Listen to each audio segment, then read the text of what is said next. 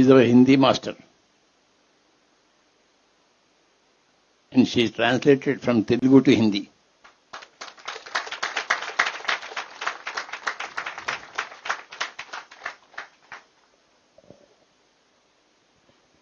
గురుదేవుల పాద పద్మాలకు ప్రణామములు. ఆత్మ బంధువులందరికీ నా ఆత్మ ప్రణామములు. నేను 2010లో జనవరి నెలలో ధ్యానంలోకి వచ్చాను. కానీ అంతకు ముందు నుంచి ఏదో చెయ్యాలి, పూజ ఒకటే కాదు, ఏదో ఉంది, అంటే ఏదో తపన ఉండేది మనసులో. ఎంత పూజ చేసినా తృప్తి అని అనిపించేది కాదు. ఏదో చెయ్యాలి కాబట్టి చేయటం, పెద్దవాళ్ళు చెప్పారు చెయ్యాలి, చేసేదాన్ని. కానీ మనస్ఫూర్తిగా అయితే నాకు తృప్తిగా ఉండేది కాదు. ఏదో ఉంది, ఏదో ఉంది అన్న తపన ఎప్పుడు మొదలైంది అంటే, ఒక్కసారి ఒక పౌర్ణమి నాడు డాబా మీద పడుకొని ఉండగా, ఆ రోజు ఏదో గ్రహణం కూడా అయిపోయింది, తగ్గిపోయింది. అంత అయ్యి డాబా మీద పడుకొని నక్షత్రాలను కన్నార్పకుండా చూస్తున్నాను నేను. అసలు ఏంటో పూర్తి ధ్యానంతో నక్షత్రాలను చూస్తుంటే వాటిల్లో అవి ఏమిటో మాట్లాడుకుంటున్నాయి, వాటి మాటలు వినిపిస్తున్నాయి. అది ఏంటో సౌండ్, ఏదో ధ్వని, ఏదో భాష వినిపిస్తున్నది. నాకు అనిపించింది, ఇది నక్షత్రాలు మాట్లాడుకోవటం అంటే ఇది మామూలు విషయం కాదు, ఇదేదో ఉంది, ఇంకేదో ఉంది. అప్పటి నుంచి మొదలైంది నాకు తపన, ఏదో ఉంది, నేర్చుకోవాలి, నేను తెలుసుకోవాలి. అట్లాగా మెల్లగా అంతకుముందు అసలు ధ్యానము అని ఒక చోట తెలిసింది. బెంగళూరు నుంచే వినయానంద గురూజీ అని వైజాగ్ వచ్చి చెప్పారు, చేశారు.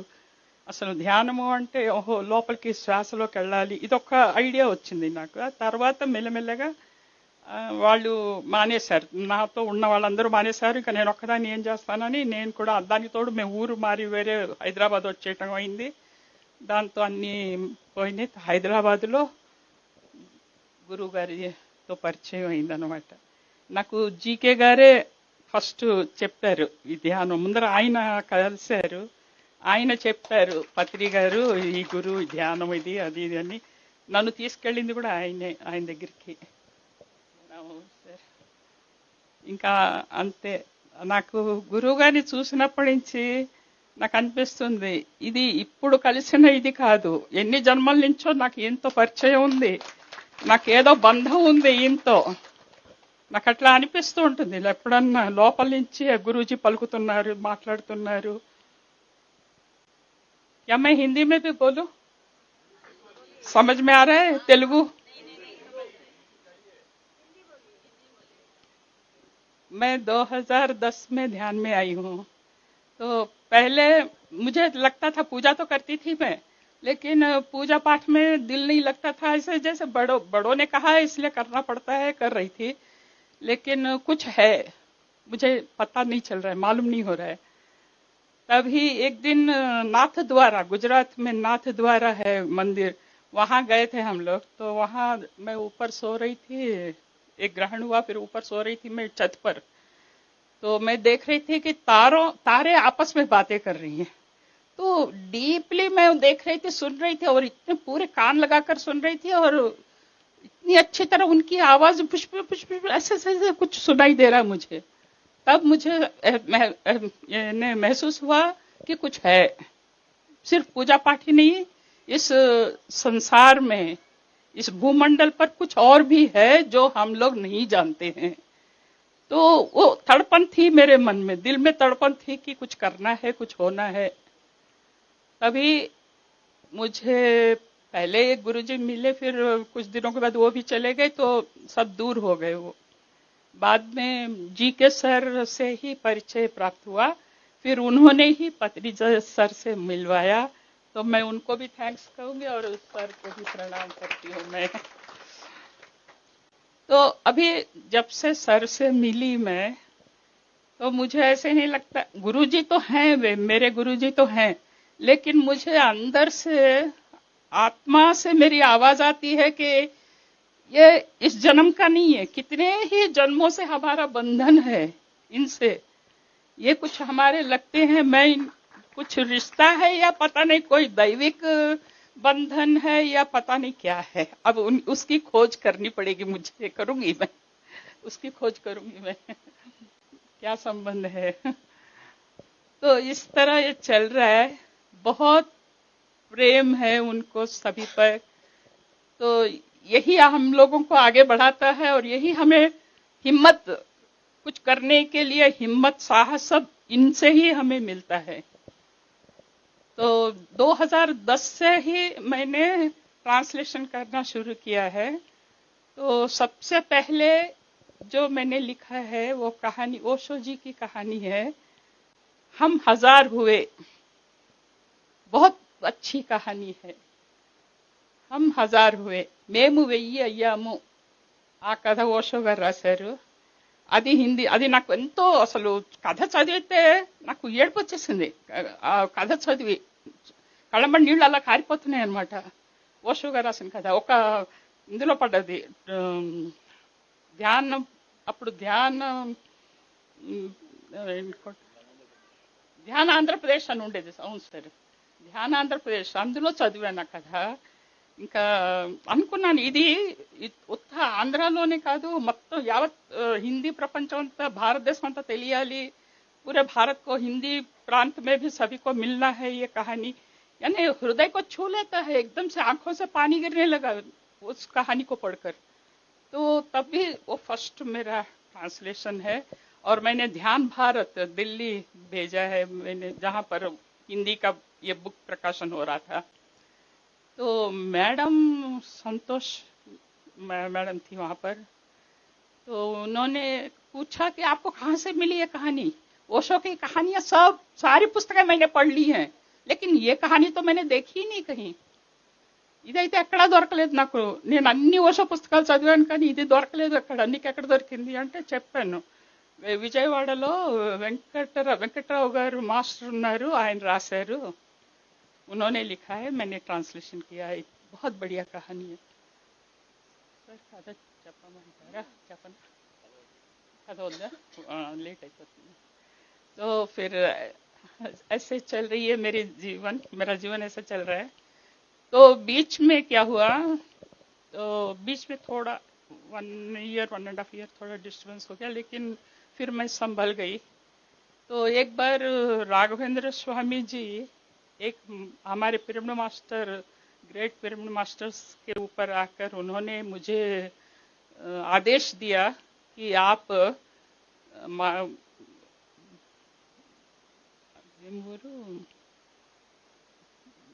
राघवेंद्र स्वामी गारी ऊरू मंत्रालय, हाँ मंत्रालयम जाकर वहां से मृत्तिका मिलती है, वो लेकर आ जाओ, हाथ में पकड़ के आप 60 डेज ध्यान करो, तब आप पाओगे ब्रह्मानंद, पाओगे आप आनंद, परमानंद, ब्रह्मानंद पाओगे आप. तो फिर मुझे वहां तक जाने के लिए 3 इयर्स लगे. प्रयत्न कर रही हूँ लेकिन कोई सपोर्ट नहीं कर रहा है, कोई लेकर नहीं जा रहा है. आखिरकार एक पिरामिड मास्टर, एक लड़का, जी के सर का शिष्य, वही आया मेरे पास, अम्मा मैं लेके जाऊंगा आपको. वो लेकर गया मुझे मंत्रालय. फिर वहां जाकर हम एक, यानी थ्रिलिंग, वो एडवेंचर जैसा था वो पूरा.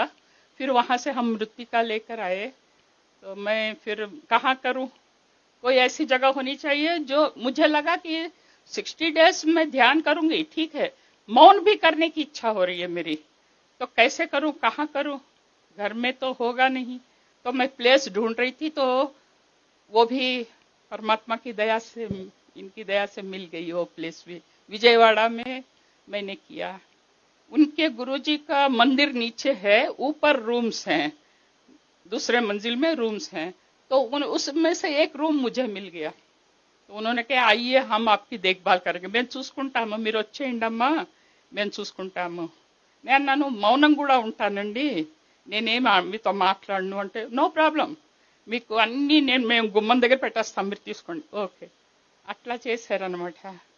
ఇంకా స్టార్ట్ అయింది శివరాత్రి. 2014 శివరాత్రి నాడు ఫస్ట్ నేను రాఘవేంద్ర స్వామి ఇవన్నీ సామాన్లన్నీ పట్టుకొని నేను పైకి వెళ్ళి అక్కడ స్థాపితం చేసి నేను మొదలు పెట్టాను. స్టార్ట్ किया मैंने। तो वहां से शुरू हुआ मौन और ध्यान। तो 60 डेज में सर मेरे साथ ही हैं। सर बात कर रहे हैं मेरे से, कुछ पूछ रहे, लिख लिख करो, लिखो लिखो करो, बोलते ही रहते हैं। सर मेरे साथ ही हैं, जहां देखो वहां सर दिखाई दे रहे मुझे। నాతో పాటే ఉన్నారాయన రాయి. అప్పుడు నేను స్టార్టింగ్ అంటే అంతకుముందే స్టార్ట్ చేశాను రాయటము. మళ్ళీ అప్పుడు కూడా బోర్డు సామాన్ పట్టుకెళ్ళాను, చాలా రాస్తున్నాను, అన్ని చేస్తున్నాను. 4 లేచి కింద వేడి నీళ్లు ఉంటాయి, ఎందుకంటే చలికాలం అని కింద వేడి నీళ్లు ఉంటాయి. అయితే 4 గంటలకి కిందికి వచ్చి 4 o'clock నీచే ఆకర్ అక్కడ స్నానం చేసి పైకి వెళ్ళిపోయి ఇంకా ధ్యానంలో కూర్చోటం, ఆ మృత్తిక పట్టుకొని కూర్చోటం.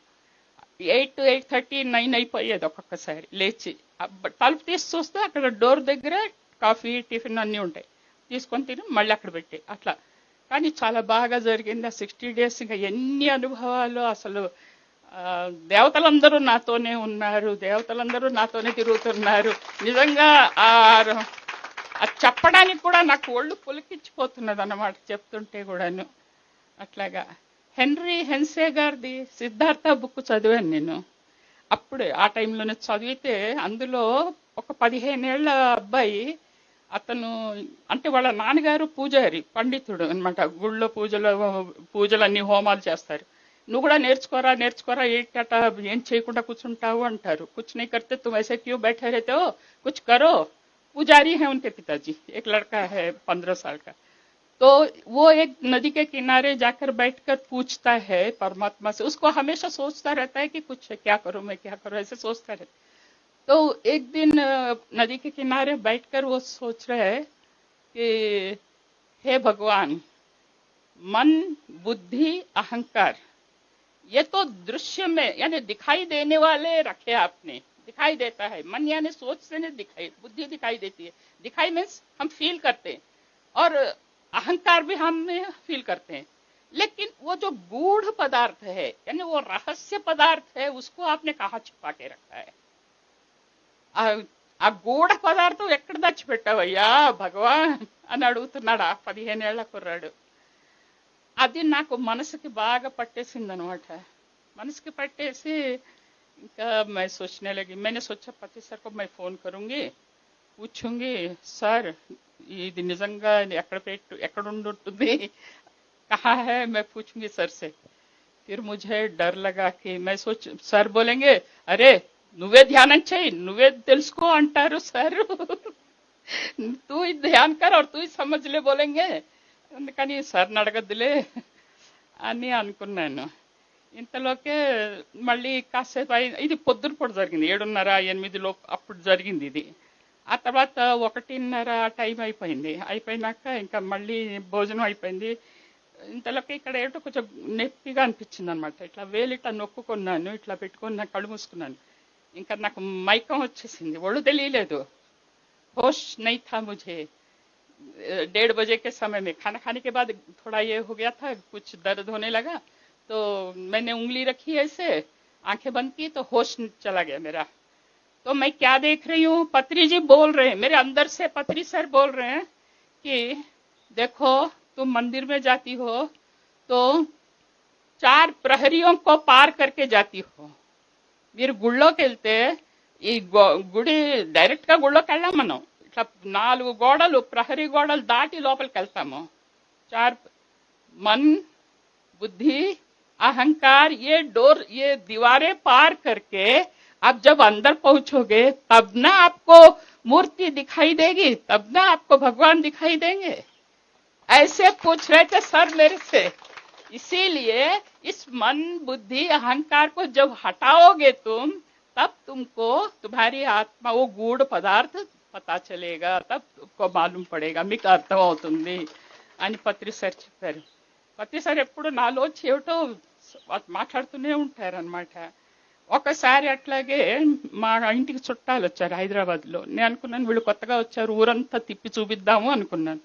ఇంతలోకే ఒక చోట దిగుతున్నాను మెట్లు, దిగుతుంటే అంటే రేపు వెళ్ళాలి మేము, ఇవాళ దిగుతున్నాము. దిగుతుంటే అక్కడ మొదటి మెంట్ నుంచి 13 మెట్లు పడిపోయినాను నేను కింద. ఎట్లా పడిపోయినాను, ఇట్లా బోల్తాలు కొట్టి కొట్టి పడిపోయినాను. मैं गिर गई नीचे सीढ़ियों से। तो गिरने के बाद क्या हुआ, मेरा चेहरा पूरा काला काला हो गया, మొహం అంతా పగిలిపోయింది, అసలు గుర్తు లేదు ఏమీ లేదు, అట్లా పోయింది. ఇంకా వెళ్ళారు, ముక్కు ఇదంతా కట్ అయిపోయింది కూడా, అప్పుడు కుట్లు పడ్డాయి, స్టిచెస్ ఇద్దరు. తో డాక్టర్ వచ్చారు, అయిపోయింది. రాత్రి పడుకున్నప్పుడు అనుకున్నాను, పత్రి సార్ మీరు అంటూ ఉంటారు ఎప్పుడు మీతో నలుగురు ఉంటారు, ప్రతి మనిషితో నలుగురు ఉంటారు అని మీరు చెప్తూ ఉంటారు, కానీ ఆ నలుగురు ఏమిటి నన్ను వదిలిపెట్టి వెళ్ళిపోయినారా, నేను ఎందుకు పడిపోయినాను అని, నేను ఇంత పెద్ద ప్రోగ్రాం పెట్టుకున్నాను, ఊరంతా తిప్పాలి ఆవిడ్ని అని, ఏమైంది ఇప్పుడు ఎందుకు పడ్డాను అన్నాను నేను. मैं बोल रही थी कि पति सर हमेशा कहते थे कि हर इंसान के साथ 4 लोग रहते हैं, 4 हॉस्टल मास्टर्स रहते हैं.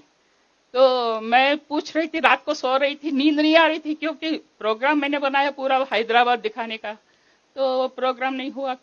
तो मैं पूछ रही थी पत्री सर से, सर आप कह रहे थे 4 लोग रहते हैं, क्या वे लोग मुझे छोड़कर चले गए क्या, मैं क्यों गिर गई, ऐसे मैं पूछ रही थी पत्री सर से. रात को 9:30-10 बजे के करीब मैं सो गई. सवेरे अर्ली मॉर्निंग 4:30 को ధీరే ధీరే అవి ఆంఖ ఖుల్ రही थी, మెల్లిమెల్లిగా కళ్ళు తెరుస్తుంటే పత్రి సార్ సౌండ్ ఆవాజ్ వస్తున్నది లోపల అందరి సే. పత్రి సార్ కి ఆవాజ్ ఆ రही है, మీరు పడిపోలేదు, మీరు కర్మలు, ఒక పెద్ద కర్మ మీది తీరిపోయింది, మీరు పడిపోలేదు, వాళ్ళు అందుకనే ఎముకలు విరక్కుండా పడేశారు, వాళ్ళే పడేశారు, అందుకనే ఎముకలు हड्डियां नहीं टूटी है, वो लोग ऐसे गिराए, वो 4 मेंबर ही मुझे गिराए और हड्डियों को नहीं तोड़ा उन्होंने, क्योंकि आपका एक बहुत बड़ा कर्म छूट गया है. पत्री सर की आवाज मेरे अंदर से आ रही थी. तो सवेरे उठ के मुझे हंसी भी आई. अभी मैं इसको क्या कहूँ, भलाई हुई या बुराई हुई पता ही नहीं चल रहा है मुझे. మంచి అవును పత్రి సార్ చెప్తే కరెక్ట్, బస్ అంతే. ఇంకా ऐसा हुआ. फिर ऐसे ही चल रहा था. एक दिन क्या हुआ, मुझे वो किसी को पैसे देने थे, कितने, कुछ 4,000 9,000 ऐसे कुछ देने थे किसी को पैसे. मेरे पास घर में पैसे नहीं थे, ఏటీఎం बहुत दूर था. तो ఏటీఎం చాలా దూరంగా ఉంది, నేను అర్జెంటుగా ఒకళ్ళకి డబ్బులు ఇవ్వాలి, వాళ్ళేమో 4 o'clockకి మేము వచ్చేస్తాం, మీరు డబ్బులు ఇచ్చేయండి మాకు అని చెప్పారు. నేను సరే, ఇంట్లో నా దగ్గర లేవు, నేను ఏటీఎంకి వెళ్ళాలి. కానీ ఏటీఎం వెళ్ళే రోడ్ అంతా చాలా డేంజర్ రోడ్డు. అక్కడ జేబులు కొట్టడం, లేడీస్ని తోసేసి ఇవి లాగేయటం, పర్సులు లాగేయటం, చాలా అంటే చెట్లు అట్లా మధ్యలోంచి వెళ్ళాలన్నమాట. पेड़ों के बीच में से जाना पड़ता, बहुत दूर जाना पड़ता है एटीएम के लिए. तो बच्चों ने कहा कि नहीं नहीं आप अभी मत जाओ, शाम को 4 बजे लोग चलते रहते हैं तब जाना, अभी एकदम సున్సాన్ మార్గ్ है, आप मत जाओ, సున్సాన్ ఖాళీగా ఉంటుంది, వెళ్ళకండి అని చెప్పారు పిల్లలు. నాకేంటి, ఈ అబ్బాయి వచ్చి కూర్చుంటే నేను అప్పుడు పోతే ఏం బాగుంటుంది, డబ్బులు ఇవ్వడానికి, డబ్బులు తేవడానికి బాగుండదు కదా. मैं बोली नहीं, मैं अभी जाके पैसे ले लूंगी. उस समय पत्री सर हमारे घर में थे, और जहां देखो पत्री सर, मैं बोलती सर आज मैं बैंगन की सब्जी बनाऊं, तो बोले हाँ बनाओ. तो मैं बैंगन की सब्जी बना के खाती. సార్ సాంబార్ పెట్టినా పెట్టు, సాంబార్ బనాకి మే ఖాతి. అట్లా మా ఇంట్లో ఉండేవారు సార్. ప్రతిదీ చెప్పేదాన్ని, ఎక్కడ కూర్చుంటే అక్కడ ఎదురు, నేను రాసుకుంటుంటే ఎదురుకుంటే కూర్చుండేవారు, ఇక్కడ కూర్చుండేవారు, ఆ మంచాలు ఇట్లా పడుకొని మాట్లాడుతూ ఉండేవారు, అట్లా ఎప్పుడు ఎక్కడ కనిపిస్తూ ఉండేవారు ఇంట్లో. అయితే నేను అన్నాను, సార్ ఇట్లా మనం ఏటీఎం వెళ్ళి డబ్బులు తేవాలి, పైసలు అన్నా హే ఏటీఎం సే అంటే, పదా అన్నారు, చలో అన్నారు. ఇంకా అంతే, సార్ ముందర నడుస్తున్నారు, 2 కదం పిచ్చే, 2 అడుగులు వెనకాల నేను నడుస్తున్నాను. సార్ వెనక్కి ఇట్లా చేతులు కట్టుకొని వెనక్కి తిరిగి మాట్లాడుతున్నారు, ఏమిటో మాట్లాడుతున్నారు, నాకు అసలు అర్థం కావట్లేదు.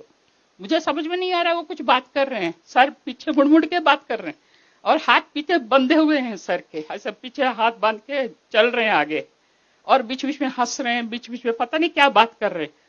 और मेरे हृदय से बुलबुले निकल रही हैं, बुलबुले इतने सारे बुलबुले निकल रही हैं, బుడగలు మనం సర్ఫ్ ఇట్లాంటి బుడగలు అట్లా నా గుండెల్లోంచి బుడగలు వెళ్ళిపోతున్నాయి అనమాట. బుడగలు వెళ్ళిపోతున్నాయి, అక్కడేమిటో సార్ వెనక్కి తిరిగి మాట్లాడుతున్నారు. నేను అటు చూస్తున్నాను, ఇక్కడ చూసుకుంటున్నాను, బుడగలు పోతున్నాయి, అక్కడ సార్ వెనక్కి తిరిగి మాట్లాడుతున్నారు. ఏమిటవుతున్నది? వీళ్ళిద్దరు ఏం మాట్లాడుకుంటున్నారు? నా ఆత్మ సారు మాట్లాడుకుంటున్నారు. ఆత్మ పరమాత్మ కా వార్తాలాప్ హో రా, బాతచీత్ హో రही है, మాట్లాడుకుంటున్నారు ఆత్మ పరమాత్మ. అది నాకు తర్వాత ఇంటికి వచ్చినాక అర్థమైంది, ముందర అర్థం కాలే. ఏమిటవుతున్నది? ఈ నొరుగులు ఏంటి ఎట్టపోతున్నాయి? और उधर सर क्या बात कर रहे हैं, यहाँ से इतनी सारी बुलबुलें क्यों निकल रही हैं? मैं ऐसे सोच रही थी. बाद में घर और हमें पता ही नहीं चला कि कैसे गए, कैसे पैसे लाए, घर ला के दरवाजा ताला खोलते अरे మనం వచ్చేసామే ఇంటికి, డబ్బులకి వచ్చేసానా? డబ్బులు వచ్చేసినాయి. पता ही नहीं चला घर कैसे आए हम. घर आने को तब क्या हुआ, क्या हो रहा था, क्यों बुलबुले, क्या सर बात कर रहे थे? वो आत्मा परमात्मा वार्तालाप कर रहे हैं, कुछ भी चल रहा है बातें, ऐसे कुछ बातें कर रहे हैं, వాళ్ళు మాట్లాడుకుంటున్నారు. అట్లా ఒక అనుభవాలు అన్నమాట, ఎన్నో అనుభవాలు. ఇప్పుడు ప్రతిసారి కూడా ఇంకా ఏదున్నా కూడా, ఇప్పుడు బెంగళూరు రావాలంటే రిజర్వేషన్ కావాలంటే సార్ ప్రతిసారి రిజర్వేషన్ అయిపోతుంది. మళ్ళీ ఇప్పుడు బెంగళూరు వచ్చి 10 రోజులైంది, 21వ తారీఖున వచ్చాను. నేను రోజు మనం ఎప్పుడు వెళ్తాం, పిరమిడ్ ఎప్పుడు వెళ్తాం అంటే వెళ్దామమ్మా. ఇంకా మొన్న వాళ్ళు వెళ్ళిపోవాలి ప్రతిసారి నన్ను పిలవండి. फर्स्ट को अच्छे से मैं फर्स्ट को आ गई. मैं हर बात में प्रतिशत हर बात में. और वो అకస్మాత్ वो काम हो जाता है, ఆ పని అయిపోతుంది నాకు తెలియకుండానే, నా ప్రయత్నం లేక్కర్లేదు. సారు ఆయన దయ అనుకంప అన్నట్టు అది నా మీద ఉన్నది. అందుకని ఏదో గత జన్మల్లో నా పుణ్యభాగ్యం సార్ నాకు నిజంగా అసలు ప్రతి క్షణం ఏదన్నా అయినా సరే, ఎంత చిన్న విషయం అయినా సరే ప్రతిసారి అయిపోతుంది, నా పని అయిపోతుంది, ఈజీగా అయిపోతుంది, అంత నమ్మకంతో ఉన్నాను సార్. అవును సార్. हाँ, हिंदी में बहुत किताबें मैं पत्री सर के तो बहुत सारी किताबें हुई हैं. और गुड़गांव में कृष्णा बोम्मारेड्डी कृष्णा सर हैं, वे प्रिंटिंग करवा रहे हैं और अमेज़न में रख रहे हैं, MB अमेज़न में रख रहे हैं. तो बहुत सारी किताबें आ गई हैं हिंदी में. और अभी रिसेंटली మార్చ్ ఎండింగ్ మే కర్మ సిద్ధాంతం పంపించాను సార్ ఆయనకి, చాలా బాగా వచ్చింది సార్ అని. మొన్న నేను మెసేజ్ పెట్టాను పల్లవి మేడంకి, మీరు బుక్ పంపించకండి, నేను బెంగళూరు వెళ్తున్నాను, రిటర్న్ అయినాక తీసుకుంటాను అని చెప్పాను. कर्म सिद्धांत किताब अभी रिसेंटली मार्च एंडिंग में मैंने भेजा है, प्रिंटिंग हो रही है, वो बहुत सारी बातें हो रही हैं. मैं अभी लास्ट मंथ में वसंता मैडम दिल्ली से 10 कबीर के पोयम्स भेजे तेलुगु के हिंदी में भेजने के लिए, और वो बुक बना रहे हैं वहाँ पर दिल्ली में. वो कबीर के दोहे भी मैंने लिख के भेजे हैं. कबीर के दोहों में मुझे सबसे प्यारा, बहुत प्यारा लगता है एक दोहा, सुनाऊं मैं? हाँ. लाली मेरे लाल की जित देखूं तित लाल, लाली देखन मैं गई मैं भी हो गई लाल. అంటే దీని అర్థం ఏంటంటే, అక్కడ లాలి అంటే వెలుగు, ప్రకాశము అంటే చాలా అర్థాలు ఉన్నాయి. లాలి అంటే ఒక చిన్నపిల్లకి కూడా లాలి అంటాం మనం, కన్నా చిన్ని అంటాము, అట్లా చిన్నపిల్లల్ని కూడా లాలి అంటాం. రెడ్ కలర్ని కూడా లాలి అంటాం, రెడ్ రంగు. కానీ అసలు ఇప్పుడు కబీర్ ఉద్దేశం ప్రకారం లాలి అంటే భగవంతుడు, పరమాత్మ శక్తి. అయితే నా ఆత్మ అనుకుంటున్నది అనమాట, ఏమని లాలి మేరే లాల్కి, ఆ దేవుడి యొక్క ప్రకాశాన్ని లాలి మేరే లాల్కి, మర్చిపోయినాను నేను మళ్ళీ. లాలి మేరే లాల్కి దేఖో, ఎక్కడ చూసినా ఆ పరమాత్మ యొక్క ప్రకాశాన్ని ఎక్కడ చూసినా అదే కనిపిస్తున్నది, ఆ ప్రకాశమే కనిపిస్తున్నది. ఎక్కడ చూసినా परमात्मा प्रकाश में कनिपिस्तुन्नदी. जहां भी देखूं परमात्मा का प्रकाश ही दिखाई दे रहा है मुझे. तो मैं सोची कि क्या है वो प्रकाश, जरा जाके देखूं तो सही. मैं अंदर जाके देखने से ही पता चलेगा कुछ भी बात ना. तो देखो అసలు ఏంటది, ఆ వెలుగు ఏంటో చూడాలి, నేనే వెళ్ళి చూస్తాను అని నేను ఆ వెలుగులోకి వెళ్ళాను. నేనే వెలుగైపోయినాను. అది నాకు చాలా ఇష్టం సార్. చాలా అందులో ఎంత ఆధ్యాత్మికత ఉందో అందులో. అట్లాగే అదొకటి నాకు బాగుంటుంది. बहुत अच्छा लगता है मुझे हमेशा. बहुत हैं ऐसे तो, कबीर के तो बहुत हैं, ज्यादा చాలా ఉన్నాయి కానీ ये सबसे ज्यादा अच्छा लगता है मुझे. लाली मेरे लाल की जित देखूं तित लाल, जहां भी देखूं लाल लाल. क्या है वो लाल, उसको पहचानने के लिए मैं गई वहां पे, देखी तो क्या है, मैं ही हो गई लाल. నేనే పరమాత్మ అయిపోయినాను, मैं ही పరమాత్మ बन गई.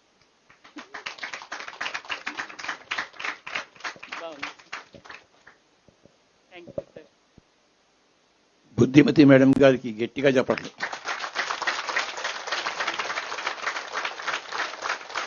Very great master. మన హిందీ లోకానికి ఎంతో సేవ చేసింది. తెలుగు నుంచి హిందీ చేసింది. ఎంత గొప్ప మాస్టర్.